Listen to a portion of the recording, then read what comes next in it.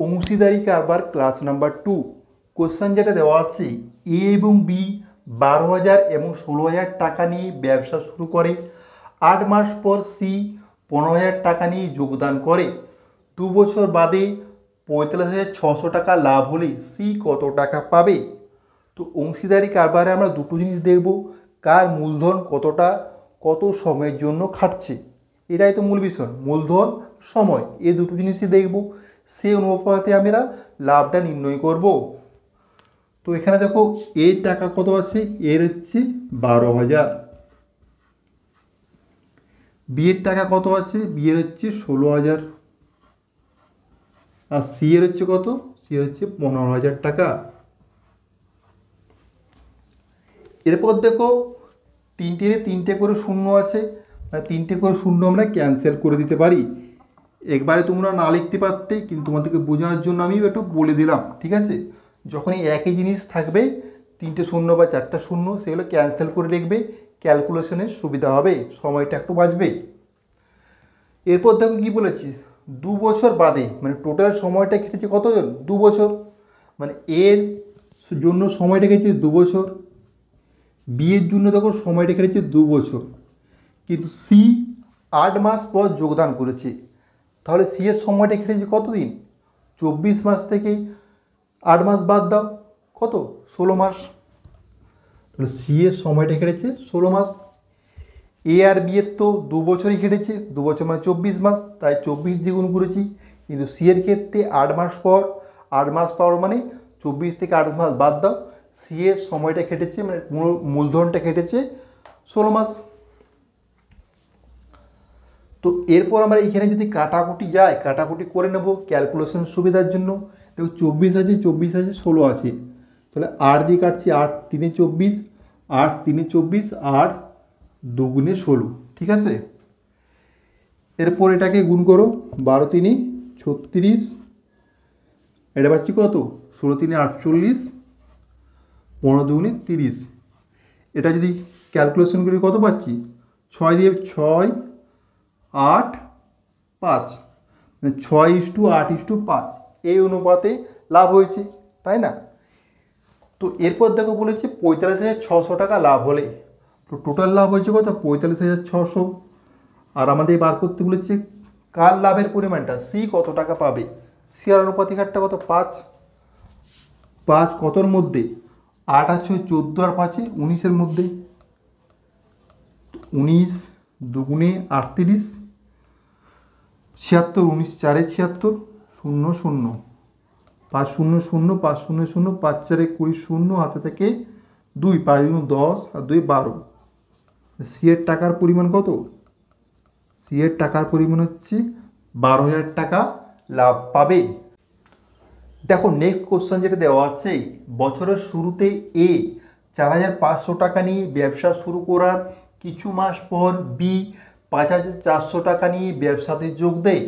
বছরের শেষে উভয়ে 2:1 অনুপাতে লভ্যাংশ পেলে বি কত মাস পরে ব্যবসাতে যোগ দেয়? তো অংশীদারি কারবারের অঙ্কগুলোর ক্ষেত্রে দুটো জিনিস দেখবে, একটা হচ্ছে কার মূলধন কতটা, আর দ্বিতীয়ত হচ্ছে কত সময়ের জন্য খেটেছে। তো এখানে দেখো এর মূলধন হচ্ছে কত, 4,500 টাকা। বলছে বছরের শেষে, বছরের শেষে মানে 1 বছর, 1 বছর মানে 12 মাস, তা এর টাকাটা কেটেছে দেখো 12 মাস, কারণ এ তো আর প্রথম থেকে আছে, বছরের শুরু থেকে আছে, যেহেতু এ বছরের শুরু থেকে আছে, তাহলে এর টাকাটা কেটেছে 12 মাসই। বি কিন্তু কিছু মাস পরে যোগ দেয়। আচ্ছা বি কিছু মাস পরে যোগ দেয়, বি কত মাস পরে যোগ দেয় আমরা জানি না, তাহলে আমরা হিসাব করে নিচ্ছি বিয়ের টাকাটা কত, 5,400 টাকা আছে, তো 5,400 টাকা এক্স মাস খেটেছে, ঠিক আছে? এক্স মাস খেটেছে, সেটা কত মাস আমরা জানি না, বিয়ের টাকাটা এক্স মাস কেটেছে। এই দুটো শূন্য ক্যান্সেল করে দাও, এখানে কাটা করে 9 5 45, 9 6 54, তাহলে পাচ্ছি কত, 5 × 12:6:x, ঠিক আছে, তাই না? এটাই পাচ্ছি। তো এটা কি, এটা লাভের অনুপাত। আবার প্রশ্নানুসারে লাভের অনুপাতটা দিয়ে আছে কত, 2:1, তাহলে আমরা কি লিখতে পারি, 5 × 12 / 6 × x সমানই 2/1, এটা তো লিখতে পারি।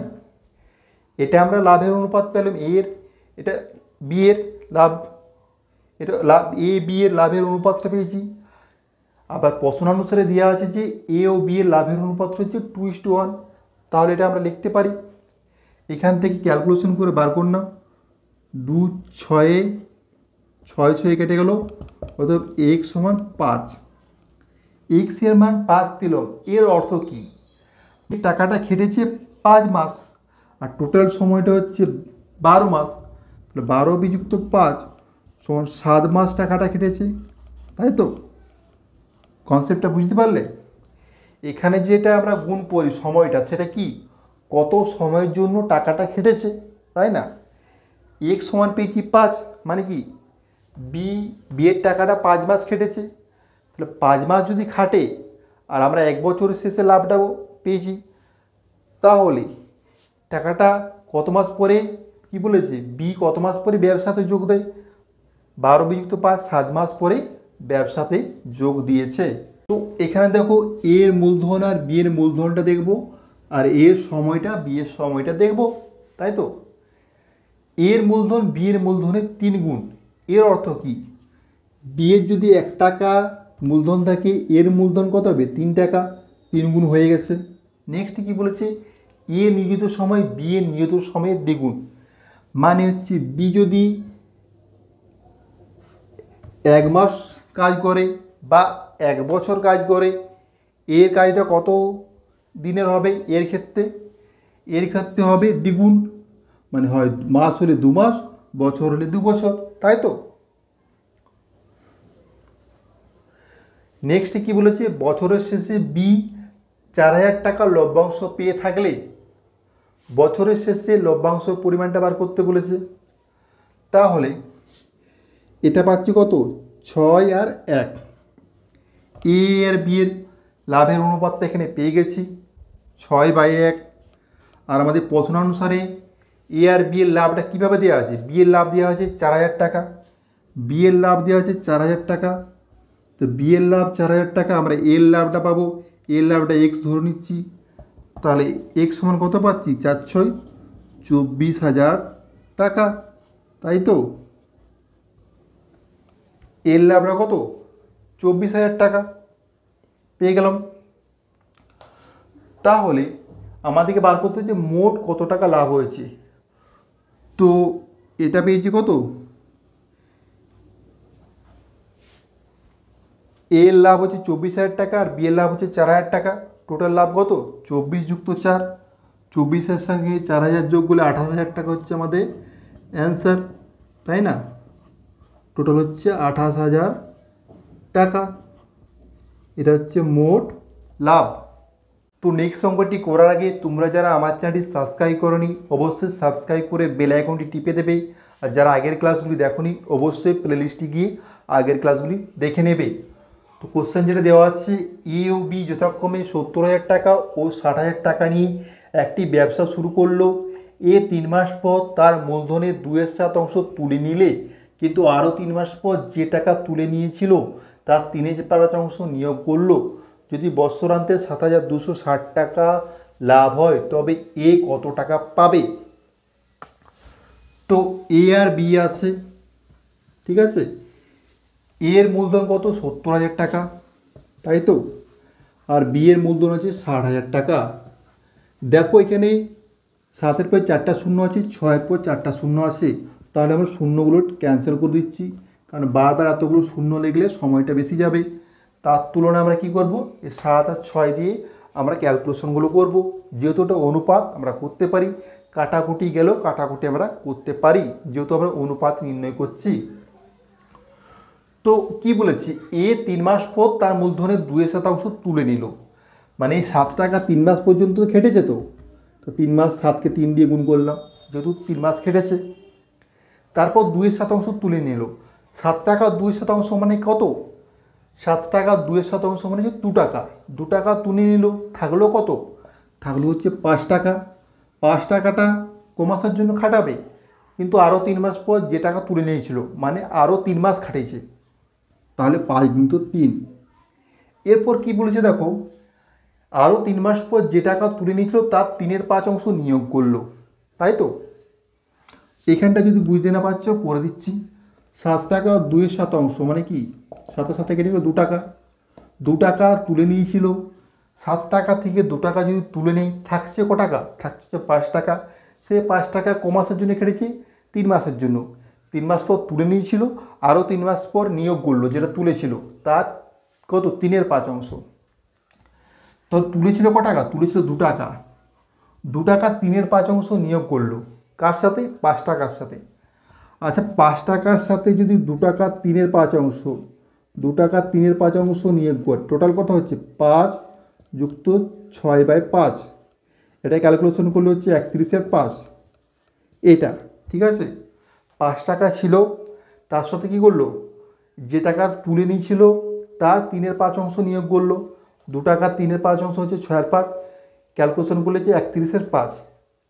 এই যে টাকাটা এটা ক মাসের জন্য খেটেছে, এটা খেটেছে যেহেতু বৎসর আনতে বলেছে, 3 মাস 3 মাস 6 মাস পেরিয়ে গেছে, 1 বছর মানে হচ্ছে 12 মাস। 12 মাস থেকে 6 মাস বাদ দাও, খাটছে ক মাস, 6 মাস। তাহলে এই যে 31/5 টাকাটা এটা খাটছে ক মাস, 6 মাস, তাই তো? 31/5 টাকাটা খাটছে ক মাস, 6 মাস। আর বিয়ের ক্ষেত্রে কোনো ক্যালকুলেশনের দরকার নেই, বিয়ের ক্ষেত্রে এই 6 টাকাটা খাটছে 12 মাস, ঠিক আছে? এই তোলাও করেনি আর জমাও করেনি, তাহলে বিয়ের ক্ষেত্রে টাকাটা খাচ্ছে 12 মাস।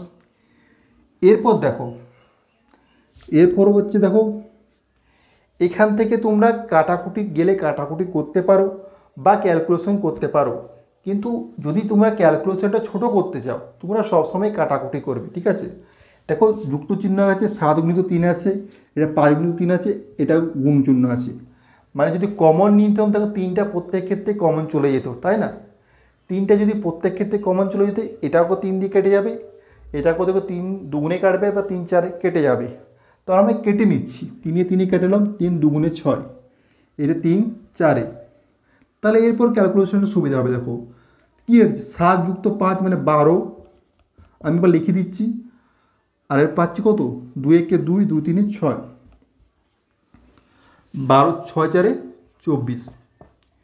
এরপর এটা ক্যালকুলেশন করলে কত হচ্ছে, 12 5 60 আর 62, 122/5 পাচ্ছি, আর 24।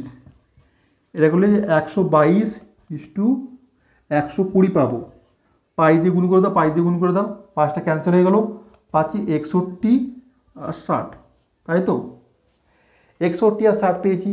এরপর আমাকে বার করতে বলেছি বৎসরান্তে 7,200 টাকা লাভ হয়, এ কত টাকা পাবে, মানে এর আনুপাতিক হচ্ছে এটা।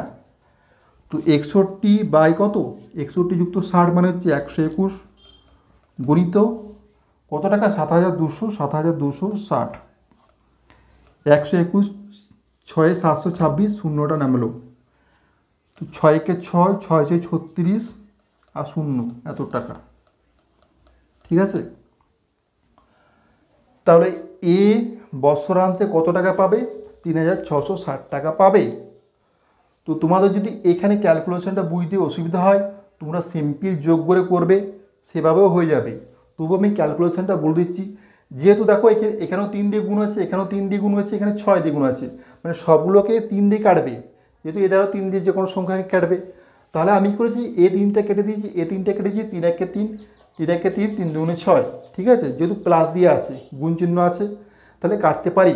এভাবে কমন নিলেও হতো, কমন নিলে 7 যুক্ত 5 যুক্ত 31 2 গুণ হয়ে যেত, 5 থাকতো। এভাবেও তোমরা করতে পারো। তো তোমাদের যে ক্যালকুলেশনের সুবিধা মনে হবে সেখানে করবে।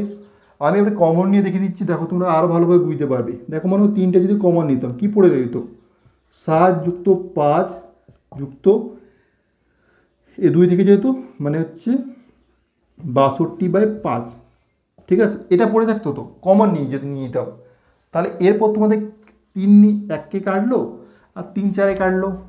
তো এটাই তো ক্যালকুলেশন, 7 যুক্ত 5 12 আর 62/5, এভাবেই করেছি, ঠিক আছে? যখন তোমরা খুব বেশি ক্যালকুলেশন করবে তখন তোমাদের এই জিনিসগুলো খুব তাড়াতাড়ি চলে আসবে, ঠিক আছে? এখানে কমন নিয়ে এভাবেই করেছি, তাহলে এতগুলো শূন্যর বারবার লিখতে হবে না, আর মানে অঙ্কটা খুব তাড়াতাড়ি হয়ে যাবে। তো আশা করি আজকের ক্লাসে প্রত্যেকের ভালো লাগবে। ভালো লাগলে লাইক কমেন্ট শেয়ার অবশ্যই করো। তোমাদের লাইক কমেন্ট আমাকে আরও ভালো ভালো ক্লাস করতে উদ্বুদ্ধ করবে।